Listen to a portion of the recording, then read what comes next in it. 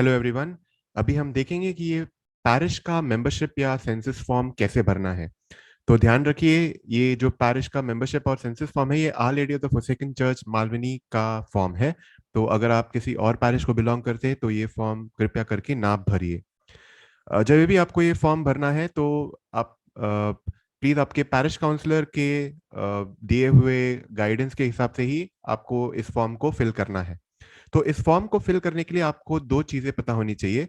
एक तो आपका जोन और सेक्टर, और दूसरी चीज है आपका फैमिली आईडी। ओके, तो अगर आपको जोन सेक्टर क्या है नहीं पता है तो आप अपने पैरिश काउंसलर से पूछ सकते हैं और वो आपको बता देंगे कि कौन सा एरिया में आपको आपका एंट्री भरना है। और आपका फैमिली आईडी भी आपको नहीं पता होगा तो वो आपको बता सकते हैं कि आपका फैमिली आईडी क्या है।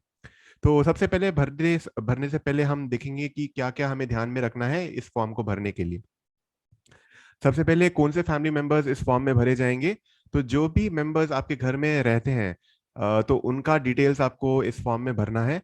अगर कोई आपकी फैमिली में ऐसा कोई है कि जो से अब्रॉड काम करते हैं या मुंबई के बाहर हैं जो काम करते हैं, लेकिन आपके फैमिली के हिस्सा है, तो आप उनका भी डिटेल्स इसमें ऐड करेंगे। और फैमिली का मीनिंग क्या है इस पर्टिकुलर फॉर्म में। तो इस फॉर्म में अगर आपके घर में बहुत सारे लोग रहते हैं, फैमिली को उस ग्रुप ऑफ पीपल को माना जाएगा जो एक कम्युनिटी वेलफेयर फंड एनवेलप से चर्च में कंट्रीब्यूट करते हैं।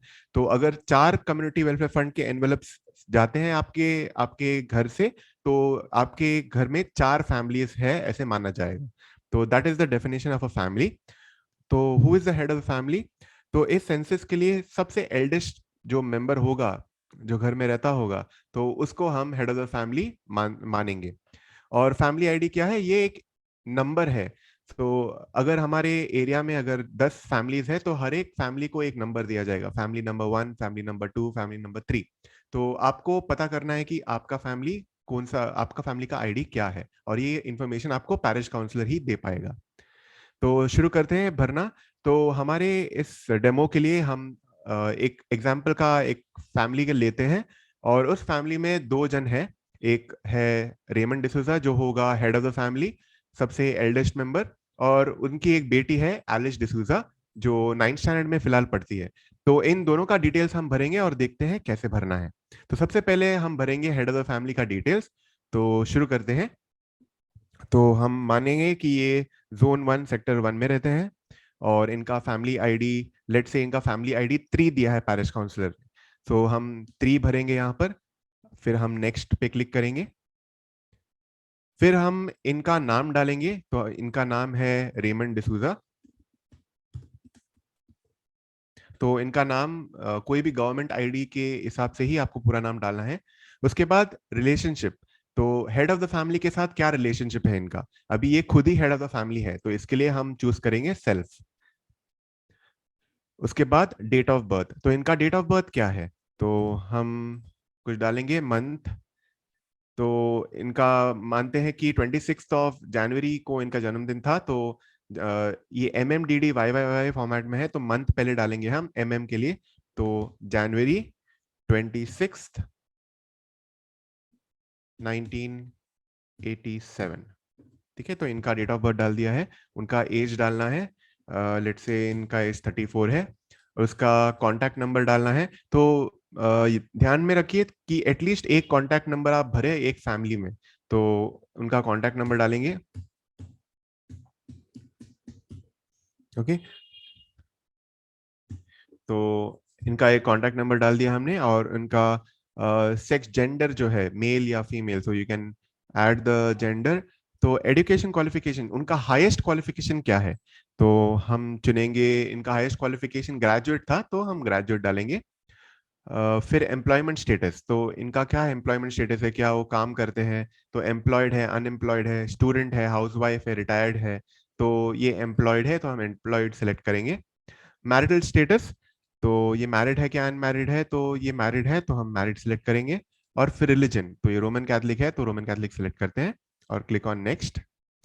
उसके बाद सैक्रामेंट्स रिसीव। तो कौन से सैक्रामेंट इन्होंने रिसीव किए हैं या इन्होंने लिए हैं चर्च से।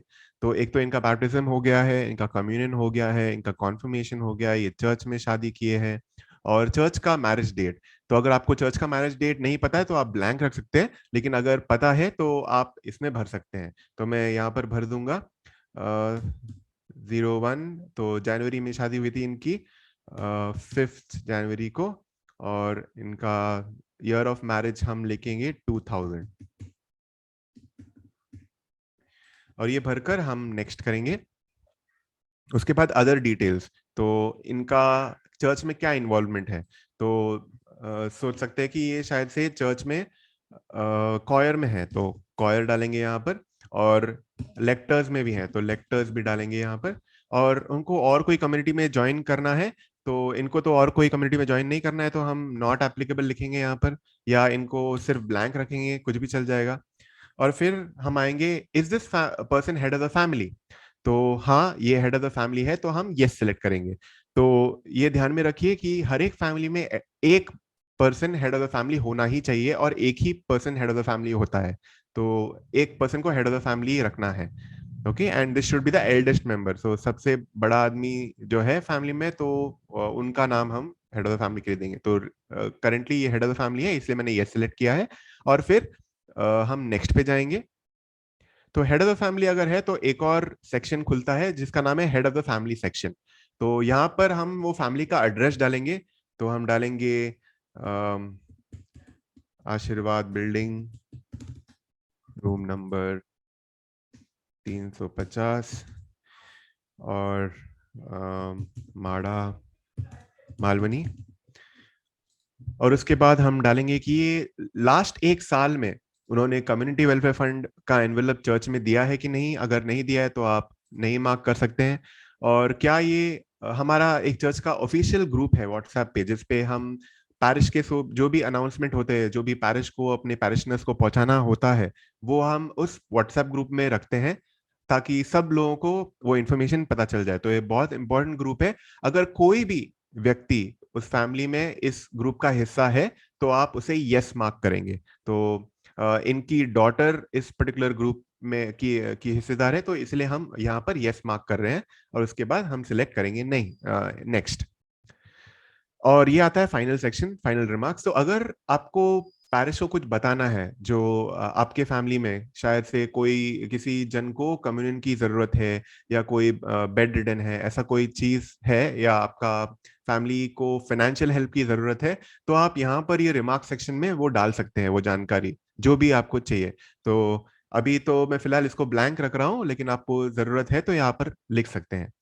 उसके बाद permission to save these details to the parish database, क्या आप अनुमति देते हैं कि हम ये आपका जो भी इंफॉर्मेशन है हमारे पैरिश डेटाबेस में स्टोर करें? तो आप हमेशा सिलेक्ट करना यस। नो सिलेक्ट करेंगे तो आपका डेटा सेव नहीं होगा। ओके, तो हम पैरिश को आपका इंफॉर्मेशन नहीं मिलेगा। तो आपको यस सिलेक्ट करना है, और आपको क्लिक करना है सबमिट। तो ये हो गया, हमने रेमंड डिसूजा का डिटेल्स हमने पैरिश के सेंसस फॉर्म में भर दिया है। अभी बारी आती है एलिस डिसूजा की। तो हम फिर से सबमिट अनदर रिस्पॉन्स करेंगे, यहाँ पर क्लिक करेंगे और डालेंगे एरिया। फिर से एरिया था 1, जोन 1 सेक्टर 1। और फैमिली आईडी याद रखिए, हमने फैमिली आईडी 3 रखा था क्योंकि ये फैमिली का नंबर 3 है। तो हम सेम फैमिली आईडी चूज करेंगे, ये बहुत इंपॉर्टेंट पॉइंट है। कृपया करके ये फैमिली आईडी चेंज मत कीजिए, नहीं तो आपका फैमिली हम रिकॉग्नाइज नहीं कर पाएंगे डेटाबेस में। तो सेम फैमिली आईडी रखना है एक फैमिली के लिए। तो हम फैमिली आईडी 3 रखेंगे और क्लिक करेंगे नेक्स्ट। ओके, तो अब हम पर्सनल डिटेल के सेक्शन में आ गए हैं। तो हम इन मेंबर का नाम लिखेंगे, उनका नाम है एलिस डिसूजा। और इनका रिलेशनशिप क्या है हेड ऑफ द फैमिली के साथ, तो क्या वो तो अलग अलग रिलेशनशिप्स यहाँ पर डिफाइंड है, तो जो भी रेलेवेंट इंफॉर्मेशन है आप सिलेक्ट कर सकते हैं। इस केस में एलिस डिसूजा डॉटर है, बेटी है रेमंड की, तो हम डॉटर सिलेक्ट करेंगे। और फिर नेक्स्ट स्टेप में जाएंगे, इनका डेट ऑफ बर्थ। तो इनका डेट ऑफ बर्थ है जुलाई 07, 4th ऑफ जुलाई, और फिर हम डालेंगे 1989। ओके, तो ये है उनका डेट ऑफ बर्थ। और उनका एज है 32।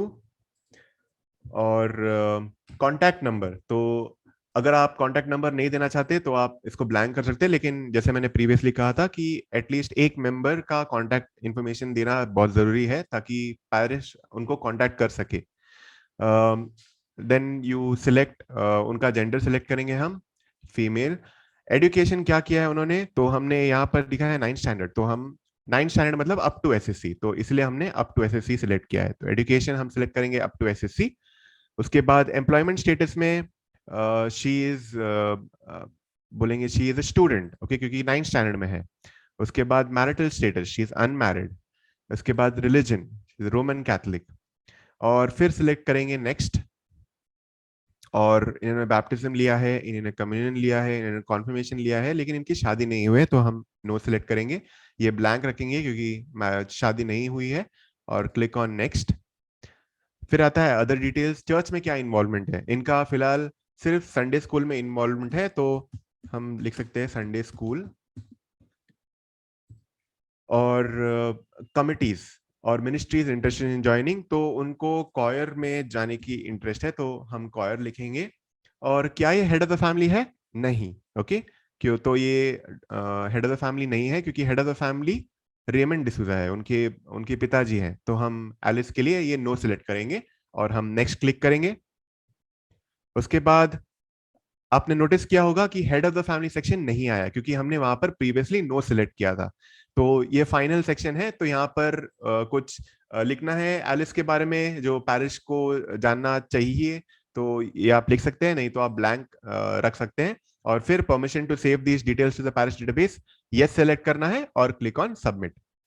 तो ये हो गया, हमने इस फैमिली का डिटेल्स हमारे चर्च के सेंसस फॉर्म में या मेंबरशिप फॉर्म में भर दिया है। तो यही चीज है आपको करना। तो अगर आपके फैमिली में 4 जन है, तो आपको ये फॉर्म को 4 बार भरना पड़ेगा। एक बार जब भरेंगे तभी हेड ऑफ द फैमिली के लिए भरेंगे, और बाकी सारे लोग जो है वो आप उसके बाद भरेंगे। तो मेक श्योर कीजिए कि आप सब फैमिली मेंबर्स एक ही फैमिली आईडी के साथ भरिए, और आपके पैरिश काउंसलर को बताइए जैसे ही आप ये फॉर्म सबमिट करेंगे, आपके पैरिश काउंसलर इस इंफॉर्मेशन को फिर वेरीफाई कर सकते हैं। आशा करता हूँ कि ये इंफॉर्मेशन आपको अच्छी लगी होगी, आपको समझ में आया होगा सब कुछ। अगर फिर भी आपको कोई भी इंफॉर्मेशन, कोई भी डाउट आता है इसमें, तो प्लीज आप अपने पैरिश काउंसलर से जाकर मिलिए और आपके डाउट का क्लैरिफिकेशन ले लीजिए। Thank you and God bless.